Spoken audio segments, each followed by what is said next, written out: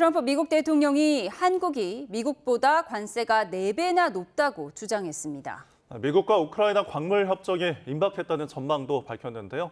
김열수 한국군사문제연구원 안보전략실장과 함께 관련 내용들 자세히 짚어보겠습니다. 어서 오십시오. 어서 오세요. 안녕하세요. 예. 네, 트럼프 첫 의회 연설이 있었는데요. 가장 기억에 남는 부분이 있다면 어느 부분일까요? 지금 트럼프 행정부의 비전 자체가 미국을 다시 한 번 더 위대하게 만들자라고 하는 거잖아요. 막아라고 하는 거고. 그걸 이제 하려고 하면은 결국은 모든 정책에 있어서 미국 우선주의 정책, 아메리카 퍼스트. 그것만 계속해서 무한 반복되었다 이런 생각이 들고요. 예. 지금 질문하신 것처럼 저는 이제 주로 우리 한국과 관련된 것에 대해서만 이제 들어왔는데 예를 들어서 뭐 조선이라든지 알래스카 문제라든지 뭐 관세 문제라든지 그렇지 않으면 반도체 뭐 폐지라든지 주로 우리 한국과 관련된 문제만 제 귀에 많이 남아 있었습니다. 예, 방금 언급하셨던 우리나라 문제, 트럼프 대통령이 연설 내용 중에 대한민국을 4번 언급을 했습니다. 녹취 먼저 듣고 이야기 이어가죠. And South Korea's average tariff is 4 times higher. Think of that, 4 times higher. And we give so much help militarily and in so many other ways to South Korea, but that's what happens. This is happening by friend and foe. This system is not fair to the United States and never. 일단은 관세 얘기입니다. 관세가 지금 4배가 더 높다라는 주장인데 이게 맞는 말인가요? 우선 뭐 맞지는 않은데요. 예. 이제 한국을 압박하기 위한 수단으로 이제 이런 얘기를 한 것 같고요. 마침 이제 이 얘기가 나오자마자 우리 한국의 산업통상부에서 자료를 발표를 했거든요. 네. 그 자료 발표한 거 보면 한미 FTA가 최초에 체결된 것은 2012년도고요. 예. 그리고 트럼프 대통령 1기 행정부 때 한 번 더 개정을 했잖아요. 예. 그렇게 해서 지금 올해 2024년도 기준해서 대미 수입품에 대한 관세율은 0.79%입니다. 그러니까 관세가 하나도 없는 거죠. 예. 그런데 이제 왜 그러면은 이 4배라는 얘기가 왜 나왔을까 이거잖아요. 이제 한국을 압박하기 위한 수단일 수도 있는데 예를 들면 이런 거예요. 한국과 미국 사이는 FTA가 체결이 돼 있잖아요. 네. 체결돼 있으니까 관세가 없죠. 그러니까 거의 0% 수준인데 네. 한국이 이제 FTA가 체결되어 있지 않는 다른 나라에 대해서는 체육 대우를 서로 주고받거든요. 예. 그 체육 대우를 할 때 우리 한국은 13.4%예요. 미국은 체육 대우를 해줄 때 통상 3.3%거든요. 그러면 요게 이제 한 4배 정도 차이 나는데 지금은 이제 트럼프 대통령은 이 체육 대우의 차이 나는 것을 그냥 우리 한국한테 적용을 한 것 같습니다. 예. 그래서 한국 같은 경우는 미국과 FTA가 체결되어 있기 때문에 사실상 0.79%는 것은 뭐 0%잖아요. 네. 그런데 이제 이 얘기를 했다 이렇게 볼 수가 있겠죠. 예, 한국이 미국보다 관세가 4배 높다. 지금 팩트가 아니라고 설명을 네. 잘 해주셨는데 어쨌든 트럼프가 이 주장을 하면서 이런 얘기를 했습니다. 미국이 한국을 군사적으로 그리고 아주 많은 방식으로 도와줬는데 우방에서 이런 일이 일어나고 있다. 이렇게 주장을 했습니다. 어떤 의미가 있을까요? 그러니까 이제 주한미군도 있고 그래서 주한미군이 있음으로 인해서 한국을 이제 튼튼하게 지켜주고 있고 한국의 번영을 보장해주고 있는데 예. 오히려 이제 한국은 미국으로부터 오히려 더 이제 이런 경제적인 혜택을 받으려고 하고 오히려 미국에 대해서 관세를 더 많이 부과하는 거 아니냐. 그러니까 팩트 자체가 다른 거죠. 그러니까 기본적으로는 이런 것 같습니다. 그러니까 미국이 이제 전 세계로부터 이렇게 계속해서 무역 적자를 많이 받고 있잖아요. 그러니까 제일 이제 무역 적자를 많이 안기는 나라, 그러니까 그 나라가 바로 이제 중국이고, 그리고 멕시코, 베트남, 독일, 아일랜드, 뭐 그다음에 저기 대만, 한국, 일본 이런 순서거든요. 네. 그러니까 한국도 한 550억 달러 정도 작년도에 흑자를 냈으니까 미국 입장에서 보면은 아무래도 미국의 흑자를 낸 국가가 관세의 타겟이 될 가능성이 많지 않겠습니까? 그러다 예. 보니까 사실상 엉뚱한 것을 끄집어내서 이렇게 얘기하지 않았는가 이렇게 보고요. 네. 그런 차원에서 보면은 미국이 한국을 위해서 그러니까 군사적으로도 다른 것도 뭐 엄청나게 지원해주고 있는데 오히려 섭섭하게 한국은 미국을 위해서 뭘 제대로 안 해주고 있다. 그러니까 네. 앞으로 좀 제대로 대접받고 싶다. 그런 얘기를 이제 하는 것 같습니다. 예. 트럼프 대통령이 사실 대선 과정에서도 계속 우리나라의 이제 방위비 분담금 계속 네, 올려야 네. 된다라고 주장을 해왔잖아요. 네. 언급하신 것처럼 흑자가 그렇게 많으면 그 흑자를 분담금 증액에 좀 써라라고 할 가능성도 있습니까? 그렇죠. 이제 트럼프 대통령은 이제 한국에 대해서 어떻게 보면 좋은 인상도 많이 가지고 있어요. 예. 그래서 한국은 잘 사는 나라라는 인상이 아주 머릿속에 이제 이렇게 꽉 박혀 있는 사람이죠. 머니머신이라는 말도 썼었잖아요. 그렇죠. 머니머신이라는 말도 썼죠. 그래서 사실상 작년 8월 달에 한미 간에는 SMA 협정을 통해 가지고 방위비 분담금이 타결이 됐거든요. 네. 그래서 이게 2026년부터 2030년까지 5년 동안에 적용되는 방위비 분담금이에요. 네. 그래서 2026년도에 1조 5,200억을 내고 그 뒤에는 이제 매년 물가 상승률을 고려해서 2030년까지 한다라고 타결이 끝났어요. 예. 끝났는데 지금 말씀하신 것처럼 트럼프 대통령이 한국은 머니머신이라고 얘기를 하면서 100억 달러를 내라라고 얘기를 했거든요. 방위비 분담금. 예. 이 사람 스스로는 뭐 단위 자체가 부자들이 사용하는 우리 한국에서도 마찬가지입니다만 부자들이 사용하는 그 돈의 그 단위하고 그리고 이제 하루하루 벌어서 먹고 사는 사람의 돈의 단위하고는 다를 수 있잖아요. 네. 그러니까 아마 트럼프 대통령 빌리언 달러 정도가 돼야 그나마 이제 얘기가 된다라고 생각하는 거죠.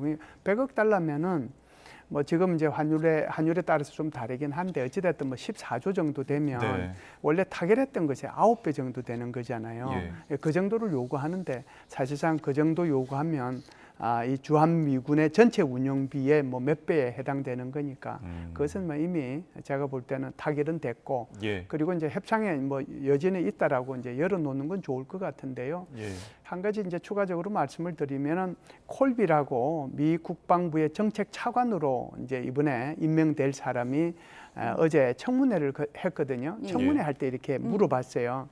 한국이 내고 있는 국방비라든지 또는 방위비 분담금에 대해서 어떻게 생각하느냐라고 얘기했을 때 이 네. 콜비 정책 차관이라고 하는 사람이 잘하고 있다, 잘 내고 있고 아주 자신의 몫을 제대로 하고 있다라고까지 얘기를 했거든요. 예. 그러니까 이제 이렇게 이제 보면 그 트럼프 대통령이 아무리 한국이 머니머신이라고 하더라도 그렇게 정말 턱없이 100억 달러나 내라고 그러겠느냐? 저는 절대로 그렇게 생각하지 않습니다. 주한미군 알겠습니다. 철수 여부를 조건으로 협상할 가능성도 있지 않겠습니까? 네, 주한미군 철수 여부는 이렇게 봐요. 이것은 이제 미일 정상회담이 올해 있었고 그리고 이제 미넨 안보 회의를 통해서 한미 외교장관 회담, 한미일 외교장관 회담 그리고 이제 그 속에서 G7의 외교장관 회담까지 있었거든요. 그 회담 전체를 이렇게 통틀어서 한마디로 딱 얘기하면 미국의 인도태평양 전략은 바뀌지 않는다. 그래서 미국의 인도태평양 전략은 결국은 중국을 견제하는 거다. 그래서 제가 좀 전에 콜비라고 하는 사람을 얘기했잖아요. 예. 정책 차관이 뭐라고 얘기하냐면 중국이 지역의 패권국으로 부상하지 않도록 하기 위해서는 동맹국들과 같이 연대해야 된다라고 얘기를 했습니다. 그러면은 미국의 입장에서 이 동아시아에서 가장 중요한 동맹국이 어느 나라겠어요? 당연히 한국하고 일본하고 호주 등이 되지 않겠어요? 예. 그렇기 때문에 주한미군의 일부 감축은 혹시 있을 수는 있어요. 조정이 될 수 있으니까 위치 조정이. 그러나 주한미군이 완전히 철수한다든지 이런 일들은 있지 않을 거다라고 생각하고 또 한 나라의 대통령이 워낙 지금 트럼프 대통령의 보여주는 이런 모습들이 불가애척성, 애척이 좀 불가한 그런 그렇습니다. 측면이 있어서 네. 어떨지는 모르지만 그래도 한 나라의 대통령이 주한미군 철수할 테니까 너 돈 더 내라. 그렇게까지는 안 할 걸로 생각을 합니다. 예, 참 예측이 안 되는 그렇죠. 대통령이어서 한마디 한마디가 이제 주목이 되는데 오늘 연설에서 반도체법 폐지도 좀 언급을 했습니다. 네. 이게 이제 우리나라 같은 경우에는 반도체 수출이 굉장히 중요한데 뭐 그렇죠. 삼성이나 SK 하이닉스 있잖아요. 네네. 이미 보조금 받기로 해서 사업 계획을 해놓은 게 있을 텐데 이 부분에 대해서 수정이 불가피하면 굉장히 타격이 있을 것 같거든요. 그렇죠. 이게 이제 바이든 대통령과 트럼프 대통령의 근본적인 차이라고 생각을 해요. 예, 바이든 대통령은 자기네들이 필요한 필수 이런 그 첨단 장비에 필요한 것들을 미국 내에서 생산하도록 하기 위해서 인센티브를 주고 네. 그것을 기업들을 유치해 내려고 노력을 했거든요. 그게 지금 말씀하신 것처럼 반도체법도 해당이 되고 네. 인플레이션 투자개입 뭐 방지법도 여기에 네. 해당이 됩니다. 그러면 이제 거기에 투자하는 그 기업들에 대해 가지고 인센티브를 줬어요. 그래서 한국 같은 경우는 삼성 같은 경우는 370억을 투자한다고 그래서 예. 돌려받은 것이 47억 5천만 불 돌려받도록 돼 있거든요. 예. 이거 확정까지 했습니다. 네네. SK 같은 경우에도 4억 5천만 불 이렇게 인센티브를 받도록 확정까지 끝났어요. 그런데 이제 트럼프 대통령의 생각은 다르죠. 인센티브를 주는 것이 아니라 만일에 미국에서 이것을 생산하지 않으면 그런 물품이 들어오게 되면 거기에 대해서 엄청난 관세를 때리겠다라고 하는 것이 근본적인 차이예요. 그렇다라고 하면은 이것이 없어질 거냐 이 문제는 좀 고민을 해봐야 돼요. 왜 그러냐면 삼성이 지금 투자하는 데가 저기 텍사스 주잖아요. 네. 텍사스 주는 공화당 텃밭입니다. 거기에 상하원 의원들이 완전히 삼성이 거기에 들어오는 것이 아주 쌍수를 들고 환영하고 찬성을 하고 지지하고 그러는 거거든요. 예. 거기에 있는 시장뿐만 아니라 테일러 시장이라고는 그 시장뿐만이 아니라 주지사도 마찬가지예요. 그렇다라고 하면은 이게 법이 있어서 그 법에 의해 가지고 갔던 거고 거기에서 이렇게 인센티브를 받도록 확정까지 끝났는데 예. 여기서 안 주겠다고 그러면은 그는 말이 안 되는 거잖아요. 그래서 이 부분은 아무래도 지금 이제 앞으로는 인센티브를 더 이상 주지 않겠다라고 하는 것은 말이 되지만 예. 이미 확정된 것을 안 주겠다라고 하는 것은 문제가 있는 거죠. 소송의 문제도 있어요. 그래서 네. 이 부분은 그렇게 막무가내로 지금까지 주도록 돼 있는 거 하나도 안 주겠다 이런 식으로는 아마 못할 겁니다. 말 그대로 알겠습니다. 듣고 걱정을 너무 많이 할 필요는 없다. 그렇죠. 이렇게 봐야 하겠습니다. 네. 그런가 하면 트럼프 대통령 알래스카 천연가스 사업 얘기를 하면서 우리나라를 또 언급했습니다. 녹취 듣고 와서 대담 이어가겠습니다. My administration is also working on a gigantic natural gas pipeline in Alaska, among the largest in the world, where Japan, South Korea, and other nations want to be our partner with investments of trillions of dollars each. There's never been anything like that one. It will be truly spectacular. It's all. 네, 알래스카에 세계 최대 규모 파이프라인을 건설하고 있다면서 여러 나라들이 수조 달러씩 투자했다. 그러면서 또 우리나라를 언급했습니다. 예, 한국하고 일본하고 콕 찍어서 얘기했는데요. 네. 이제 일본은 지난번에 미일 정상회담 때 이시바 총리가 직접 이제 이 문제를 언급을 하면서 LNG 수입을 더 늘리겠다라고 얘기를 했어요. 미국산 알래스카에서 나오는 이 LNG 수입은 일본은 작년에도 많이 수입을 했어요. 그런데 올해는 이제 더 많이 수입하겠다라고 얘기하는 거고요.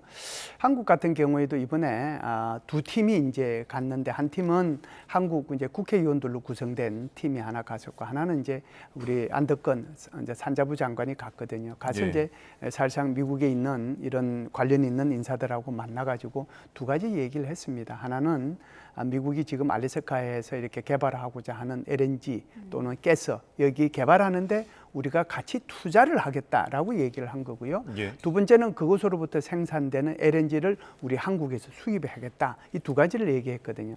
그래서 아마 이것이 트럼프 대통령한테 보고가 됐고 오늘 이제 시정연설을 통해서 이 문제를 공개적으로 얘기를 했는데 사실상 여기 뭐 수조 원을 수조 달러를 투자한다고 그랬는데 예. 수조 달러면은 이게 뭐 얼마입니까 돈이. 그러니까 그게 뭐 돈이야. 워낙 뭐 트럼프 대통령의 이렇게 뭐라고 할까요? 통이 크다 보니까 단위가 그렇게 너무 커서 얘기했을 예측이 텐데 되지 않습니다. 어찌 됐든 이 부분은 우리 한국으로 봐서는 좋은 거죠.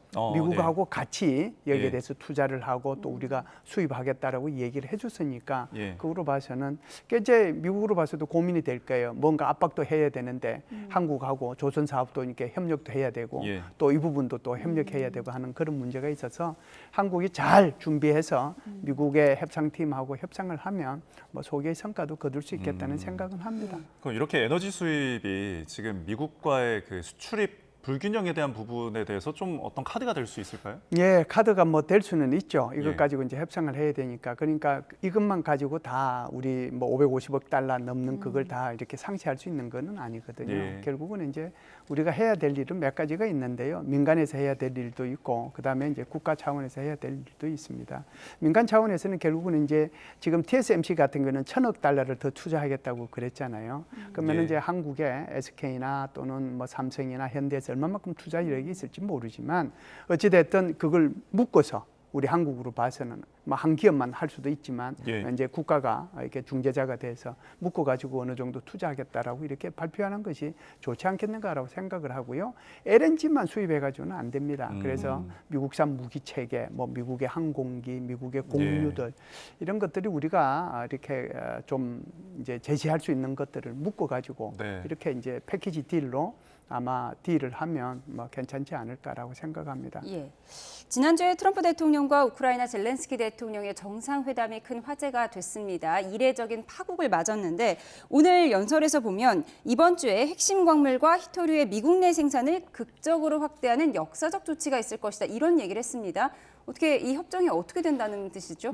그러니까 이제 우리가 28일 날이죠. 28일 날 젤렌스키 대통령이 가서 이 광물 협정을 체결하도록 돼 있었고 예. 광물 협정이 뭐 잘 체결되도록 이렇게 얘기도 뭐 그런 대로 괜찮게 한 40분 동안 진행이 됐었잖아요.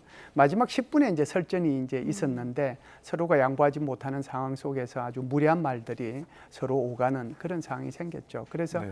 광물 협정이 완전히 물 건너 갔다 이렇게 이제 다들 생각을 했거든요. 심지어 이제 미국에서는 이게 무기 지원 전부 다 취소해라라고 얘기를 했고 심지어 거기 월처 미 국가안보보좌관 같은 경우에는 우크라이나에 새 지도자가 필요하다. 이게 정권 교체를 얘기하는 예. 거잖아요. 예.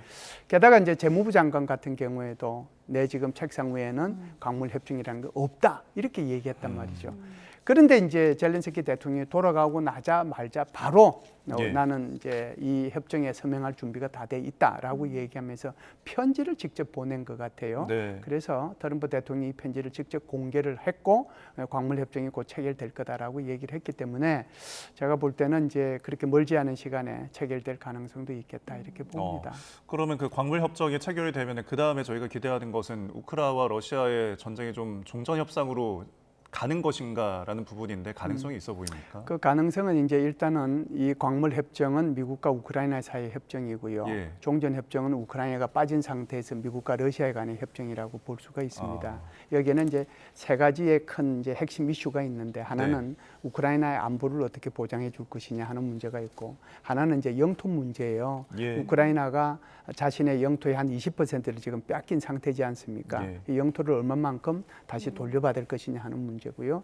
세 번째는 이제 결국은 지금 1,200km에 달하는 이 접촉선을 연해 가지고 여기를 감시하기 위해서 그러니까 일종의 평화 유지군이죠. 평화 유지군이 들어간다면은 이걸 받아줄 거냐, 얼마만큼 들어가게 허용해 줄 것이냐, 무기는 뭐로 할 것이냐 이런 것들이 지금 남아 있어요. 네. 그러면은 이것이 우리가 생각할 때는 일사천리로 막 진행될 것 같아도 우리 한국전 같은 경우에도 휴전 회담 시작해서 막상 휴전이 이루어지기까지 2년 1개월이 걸렸거든요.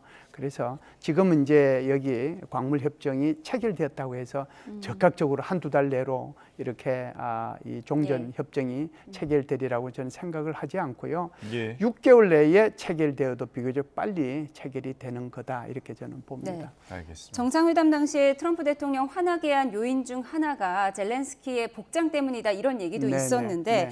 인스타 사진을 좀 보여주시죠. 이 우크라이나 시민들이 이런 얘기를 했습니다.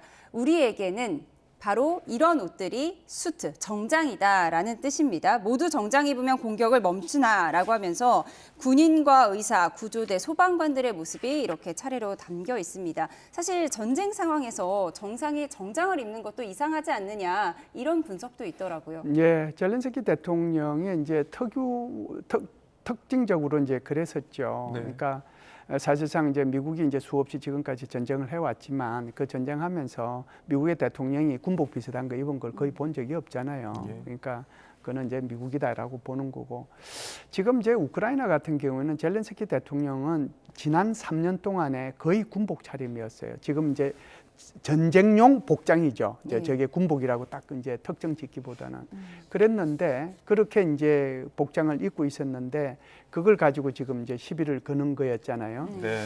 예, 그러면은 이제 이렇게 보는 거죠. 일론 머스크 같은 경우에 이제 백악관에 수없이 들어가고 회의에 수없이 참석하고 그랬었는데 일론 머스크의 복장은 어땠나요? 굉장히 자유로운 복장이었잖아요. 그리고 모자를 쓰고 예. 편안하게 입고 왔어요. 그래서 저는 오늘 아주 유심히 일론 머스크가 어떤 복장을 하고 등장할 건가를 봤습니다. 예. 그랬더니 오늘은 일론 머스크가 정복을 입고 등장을 저렇게 양복을 입고 했더라고요. 나왔네요. 왜 그러냐면 바로 젤렌스키 대통령에 대한 공격이 있었기 때문에 그런 거거든요.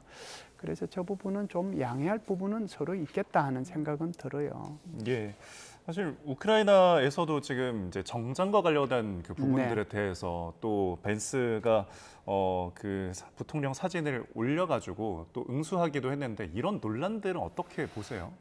아무래도 이제 우크라이나 국민들 입장에서 보면 얼마나 화나는 일이겠어요. 예. 그거 정말 정작 중요한 그 광물 협정 체결하고 그러면서 어떻게 하면 우크라이나의 안보를 보장해 줄 것인가 거기에 대해서 고민을 해야 되는데 그게 아니고 복장 가지고 시비를 걸었단 말이죠. 게다가 이제 부통령이 문제가 됐는데 왜 그러면은 이제 벤스 부통령을 가지고 이제 얘기를 하느냐 하는 거죠. 예. 우리가 통상 보면 정상회담이라고 하면은 정상들끼리 얘기하는 거예요. 네. 근데 이제 배석자들이 있죠. 미국 같은 경우는 이번 같은 경우에 벤스 부통령도 있고 그다음에 루비오 국무부 장관도 있고 예. 그다음에 왈처 국가안보 부장관도 있고 여기 이제 이 우크라이나 쪽에서도 외교부 장관이 있고 주미 우크라이나 대사도 있고 이렇게 예. 했잖아요.